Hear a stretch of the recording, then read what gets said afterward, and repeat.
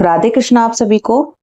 अधिक मास यानी कि पुरुषोत्तम मास को आध्यात्मिक सेल वाला महीना माना जाता है, क्योंकि इस महीने में किया गया कोई भी पुण्य कर्म 1000 गुना अधिक फल प्रदान करता है। और अगर ऐसे महीने में एकादशी तिथि आ जाए तो फिर वो तो सोने पर सुहागा बन जाता है। और ऐसी ही एकादशी तिथि यानी कि अधिक मास की विशेष एकादशी बस कुछ ही दिनों में आने वाली है। और इस एकादशी का नाम है पद्मिनी एकादशी, जो सिर्फ और सिर्फ 3 साल में अधिक मास के अंदर ही आती है।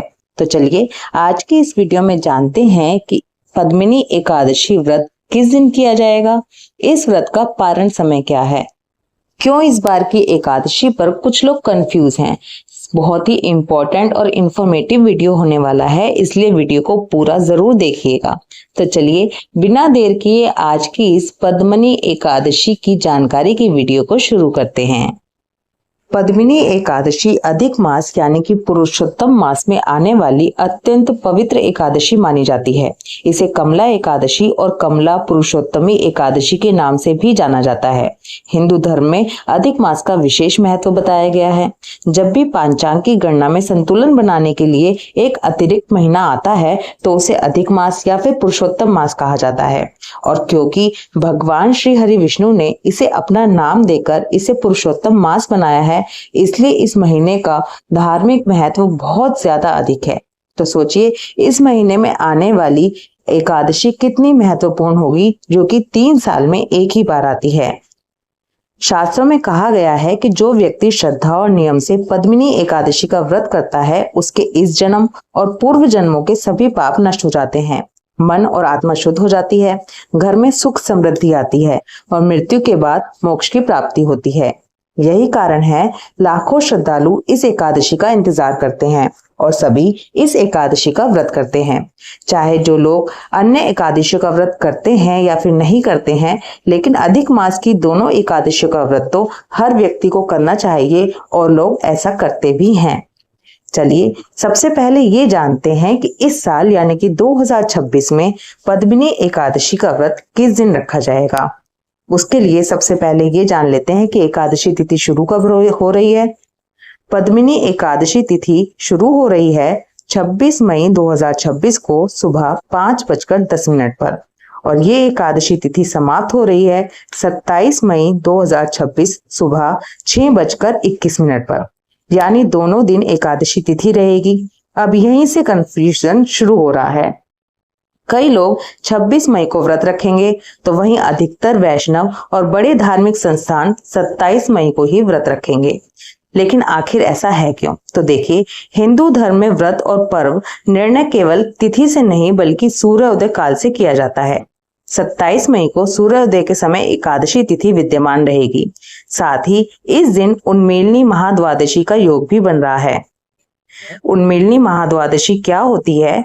देखिए, जब एकादशी तिथि बढ़ जाती है और अगले दिन सूर्योदय तक बनी रहती है तो उस स्थिति में जो द्वादशी एकादशी से युक्त होती है उसे ही उन्मीलनी महाद्वादशी कहा जाता है। नारद पुराण और ब्रह्म नारदीय पुराण में भी इसका उल्लेख मिलता है। शास्त्रों के अनुसार अगर अरुणोदय काल में एकादशी तिथि दशमी से प्रभावित हो और अगले दिन भी कुछ समय तक बनी रहे तो पहले दिन की एकादशी को छोड़कर दूसरे दिन महाद्वादशी में व्रत करना श्रेष्ठ होता है।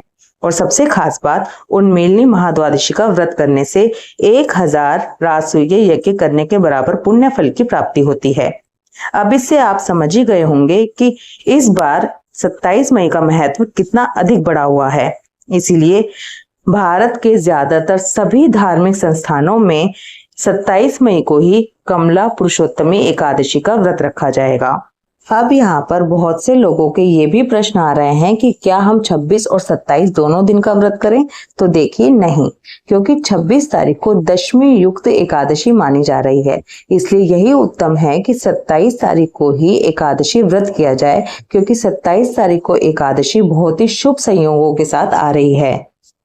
इसी के साथ एक और जरूरी बात, इस एकादशी व्रत के साथ साथ एक चर्चा ये भी चल रही है कि 27 मई को तो भद्रा है, ऐसे में एकादशी व्रत कैसे करें। तो देखिए 27 मई को सुबह के समय भद्रा है, लेकिन ये भद्रा स्वर्गलोक की है और जब स्वर्गलोक की भद्रा होती है तो पृथ्वी पर उसका कोई प्रभाव नहीं होता, इसलिए एकादशी तिथि पर भद्रा का कोई भी साया नहीं है। चलिए अब आपको पद्मिनी एकादशी व्रत का पारण समय बता देती हूँ। पद्मिनी एकादशी व्रत का पारण 28 मई दिन गुरुवार सुबह 5:25 से लेकर सुबह 7:56 के बीच में किया जाएगा। इसी अवधि के बीच में हमें अपने व्रत का पारण करना है। चलिए अब जल्दी से इस एकादशी की पूजा विधि जान लेते हैं। सभी एकादशियों की तरह इस एकादशी के नियम भी दशमी तिथि से ही शुरू हो जाते हैं। दशमी तिथि के दिन तामसिक भोजन नहीं करेंगे, शुद्ध सात्विक भोजन करेंगे। सूरज छिपने से पहले खाना खा लेंगे और ब्रह्मचर्य का पालन करते हुए जमीन पर सोएंगे। एकादशी वाले दिन सुबह सवेरे ब्रह्म मुहूर्त में उठेंगे।